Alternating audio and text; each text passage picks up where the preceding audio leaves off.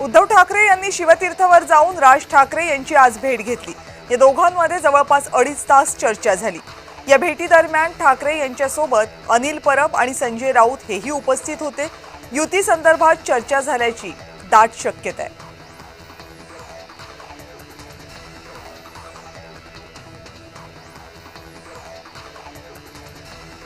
जनसुरक्षा कायद्याविरोधात शरद पवार गटानं आंदोलन केले। पुण्यामधील डॉक्टर बाबासाहेब आंबेडकर पुतळ्यासमोर हे आंदोलन करण्यात आले। जनसुरक्षा कायद्याच्या आडून सरकार जनतेचा आवाज दाबत असल्याचा आरोप यावेळी करण्यात आला।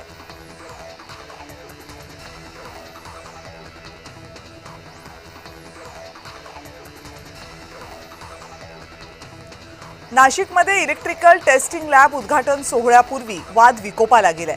माजी खासदार हेमंत गोडसे आणि मंत्री छगन भुजबळ हे आमने-सामने आले।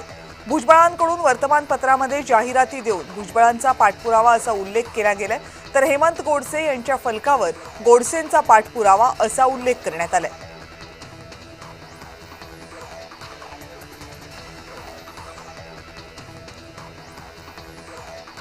उपमुख्यमंत्री अजित पवार यांची प्रकृती बिघडल्याची माहिती आहे, त्यामुळे अजित पवार यांचे सगळे दौरे रद्द झालेत। कालच्या बैठकीला सुद्धा अजित पवार हे अनुपस्थित होते। डॉक्टरांनी त्यांना आराम करण्याचा सल्ला दिल्याची माहिती आहे।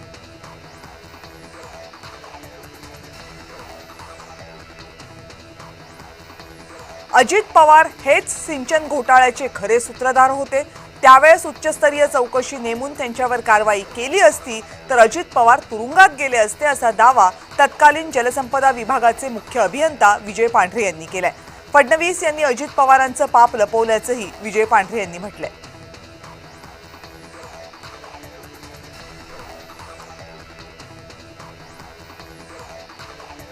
शेत रस्त्यांसाठी आता मुख्यमंत्री बळीराजा पाणंद रस्ते या योजनेची महसूल मंत्री चंद्रशेखर बावनकुळे यांनी घोषणा केली आहे। शेतीमधील वाहतुकीची समस्या सोडवण्यासाठी आमदारांच्या अध्यक्षतेखाली मतदारसंघनिहाय समिती स्थापन होणार आहे। यासाठी CSR फंडातून निधी उपलब्ध होणार आहे।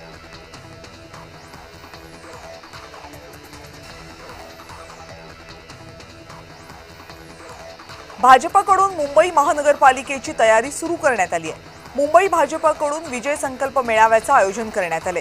16 सप्टेंबरला वरळी डोममध्ये मेळावा होणार आहे। यावेळेस मुख्यमंत्री पदाधिकाऱ्यांना मार्गदर्शन करणार आहेत।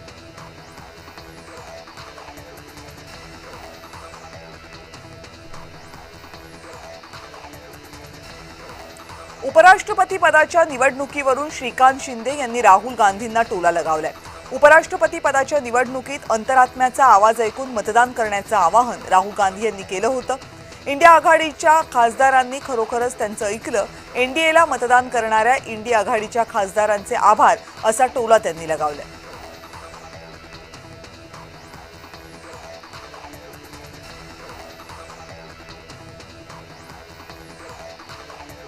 हैदराबाद गॅझेट संदर्भात राज्य सरकारकडून पावलं टाकायला सुरुवात झाली आहे। हैदराबाद गॅझेटियरमधील नोंदी विचारात घेऊन गाव पातळीवर समितीमधील सदस्यांसाठी प्रशिक्षण सत्र आणि कार्यशाळा आयोजित करण्याचे निर्देश राधाकृष्ण विखे पाटील यांनी दिले।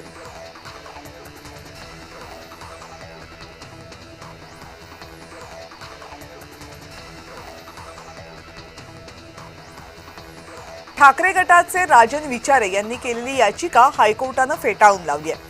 नरेश म्हस्के यांच्या खासदारकीला राजन विचारे यांनी हायकोर्टात आव्हान दिलं होतं। निवडणूक प्रतिज्ञापत्रात म्हस्केंनी गुन्ह्याची माहिती लपवली आहे, त्यामुळे त्यांची खासदारकी रद्द करावी अशी मागणी विचारे यांनी केली होती।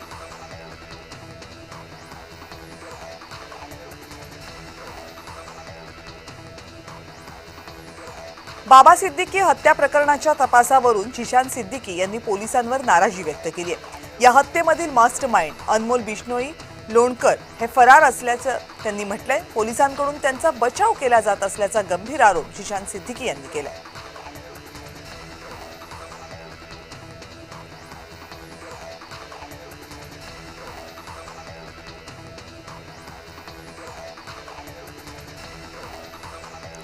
नवनियुक्त उपराष्ट्रपती CP राधाकृष्णन यांच्याशी उपमुख्यमंत्री एकनाथ शिंदे यांनी दूरध्वनीवरून संवाद साधला।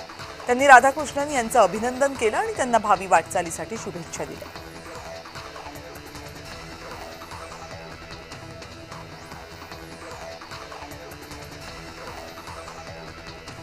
आणि आता नगरपालिका हद्दीमध्ये सुद्धा घरकुल योजनेचा लाभ मिळणार आहे। तळा म्हसळा माणगाव तालुक्यात घरकुल योजनेसाठी मान्यता देण्यात आल्याचा निर्णय आदिवासी विकास मंत्री डॉक्टर अशोक उईके यांनी घेतलाय। आदिवासी स्थायी घरकुल देणं ही शासनाची जबाबदारी असल्याचं उईकेंनी म्हटलंय।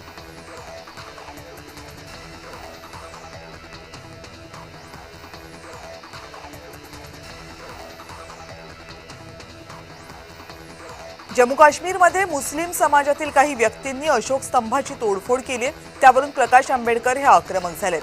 तोडफोडीचं समर्थन करून मुस्लिम समुदायानं स्वतःला भारतीय समाजापासून वेगळं केले। भारत हा शरियावर नाही तर संविधानावर चालतो हे लक्षात ठेवा असं आंबेडकरांनी म्हटलंय।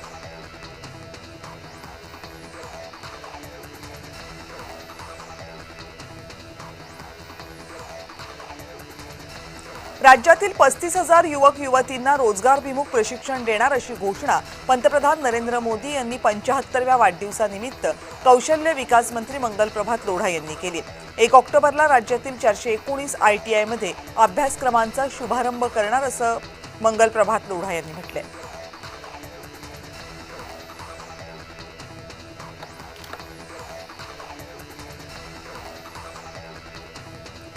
महाविकास आघाडीचा विधान परिषदेमध्ये विरोधी पक्षनेता ठरलाय। विधान परिषदेचे विरोधी पक्षनेते म्हणून सतेज पाटील यांच्या नावावर शिक्कामोर्तब झाल्याची माहिती सूत्रांनी दिली आहे। सतेज पाटील यांच्या नावावर दिल्ली हायकमांडनं सुद्धा निर्णय घेतल्याची माहिती आहे।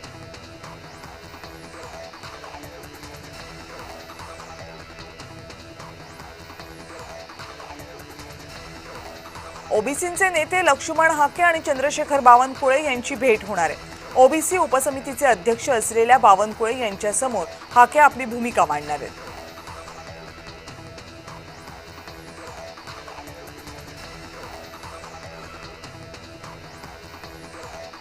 मुख्यमंत्री देवेंद्र फडणवीस आज नाशिक दौऱ्यावरच आहेत। देवेंद्र फडणवीस हे नाशिकच्या शिलापूर परिसरातील central power research institute testing लॅबचं उद्घाटन करणार आहेत। यावेळेस त्यांच्यासोबत केंद्रीय ऊर्जा मंत्री मनोहरलाल खट्टर हेही उपस्थित आहेत।